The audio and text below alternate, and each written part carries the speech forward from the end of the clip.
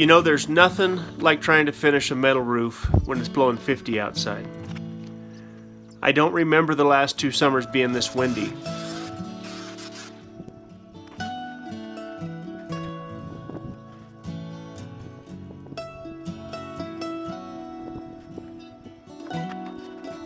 I most definitely have a love-hate relationship with the wind.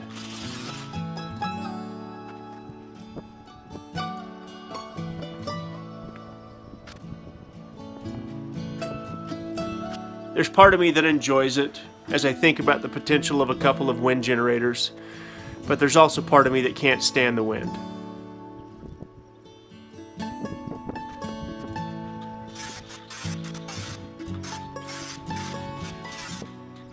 After living in Snowflake, Arizona for nearly 8 years, you have to learn to deal with the wind.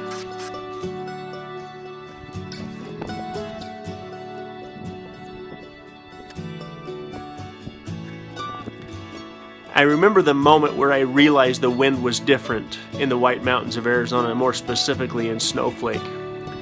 I showed up to a job site to fix a broken water line, and the maintenance man was wearing swim goggles. I couldn't figure out why until I got out of my truck and I realized my sunglasses were almost useless when it was blowing 70 miles an hour.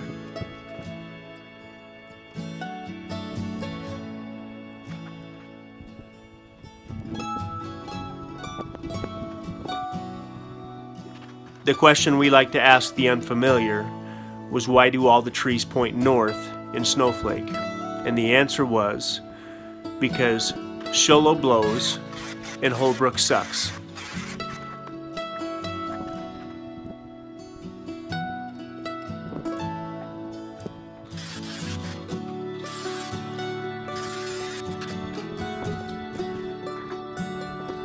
I used a box truck for my plumbing company, and I drove one time from Snowflake, Arizona up to Show Low, which in most normal circumstances would take me about 15 to 20 minutes. On this particular windy day, I had the truck floored and I couldn't get over 45 miles an hour. I made it to Show Low, finished the job, turned around and came back, and I was on the brakes all the way into Snowflake.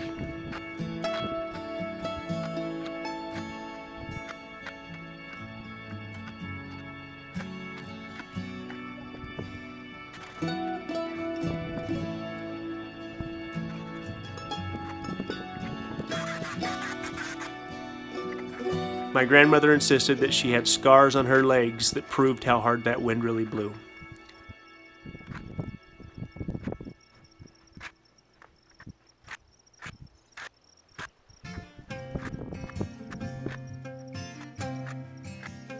But there is something refreshing about the wind.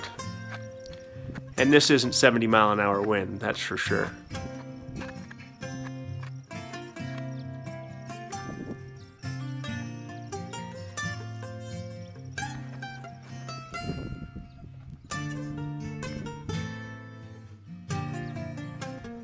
I can't wait to be done with this roof.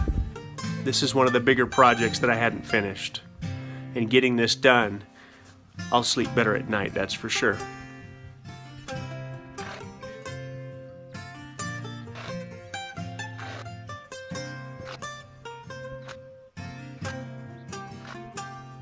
For whatever reason, we have thousands of dragonflies around us right now.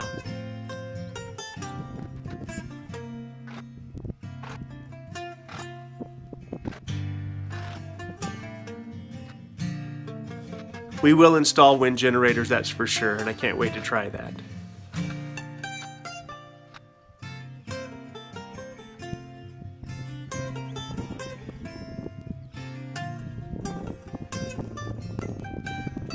There's basically a couple different options when it comes to the ridge cap. There is a corrugated specific ridge cap that fits down in the grooves, just like this. But it never lines up properly in my opinion. So I went ahead and picked up a 4" by 4" by 8 foot piece like this that I can just screw down and be done with it. One of the problems with buying these brand new pieces that I intend on using for the ridge cap is they're shiny. So I first used some wax and grease remover and wiped them down to get the oil off of them, as they seem to always have a layer of oil on them.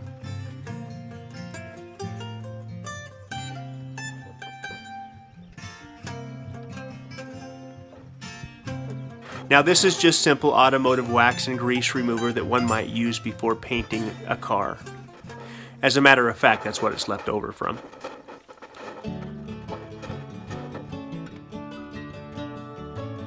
I now put about 2 tablespoons of salt in my squirt bottle and about 1 part hydrogen peroxide to 4 parts white vinegar.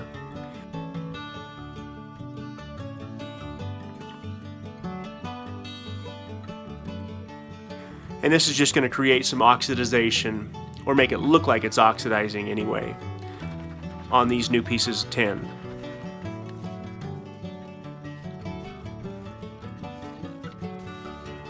I put 2 or 3 coats on the tin before moving it out into the sun. For some reason I remembered thinking that the sun would accelerate the process.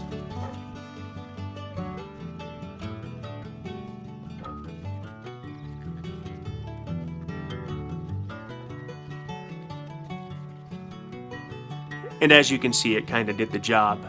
It's not perfect, but it's nowhere near as reflective as it was when I first picked them up.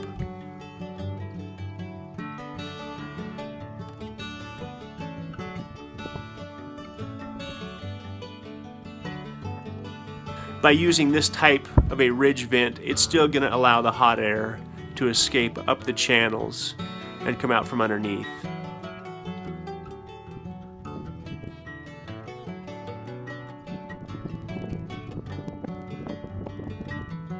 Now all that I'm doing to install it is finding the happy medium between the 2 sides and using little short self-tapping sheet metal screws.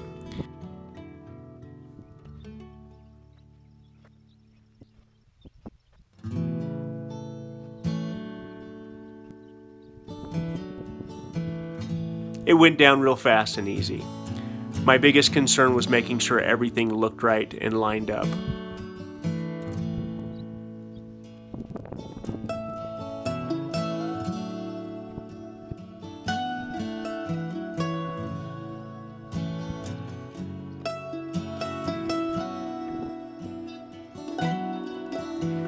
It's not perfect, but I love it.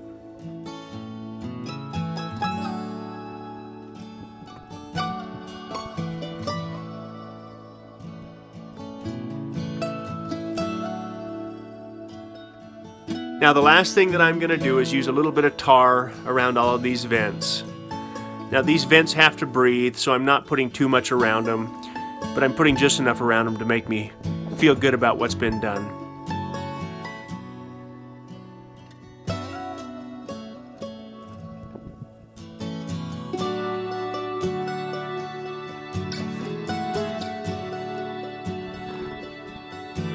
Tomorrow I'll get back up here, I'll install the snow splitter behind the chimney, and I'm going to paint the vents. I'm going to paint the tar. It dries out pretty quick.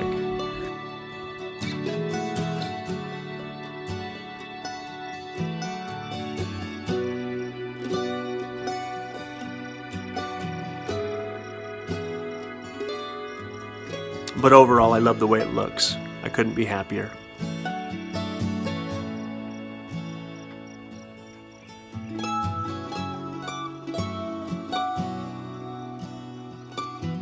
Once I get the addition and the front porch built, I'll trim the front edge of the tin.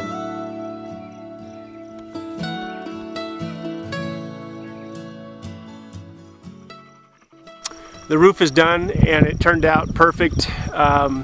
Rustic with a purpose, I guess. It should function just fine. The only other thing I'm going to do is tomorrow morning I'm going to get up here and around the vents where I did use some tar, I'm going to paint that gray and paint the vents gray so everything looks about the same color. I also need to install the snow splitter behind the chimney. That's the only other thing I need to do, and then it's 100% focus on the foundation. I met with the inspector this morning and talked to him about the addition. He didn't have any issues with it. I drew it up for him. He was totally fine with it. He just asked me to do a couple different things, which I'll do during the process. But I'm so excited to have this done. My feet hurt so bad from wearing those stupid shoes and standing on the balls of my feet constantly. If I get on that roof again, it'll be too soon. But like I said, I'm really happy with the way it turned out, and I think it's going to go perfect with the house.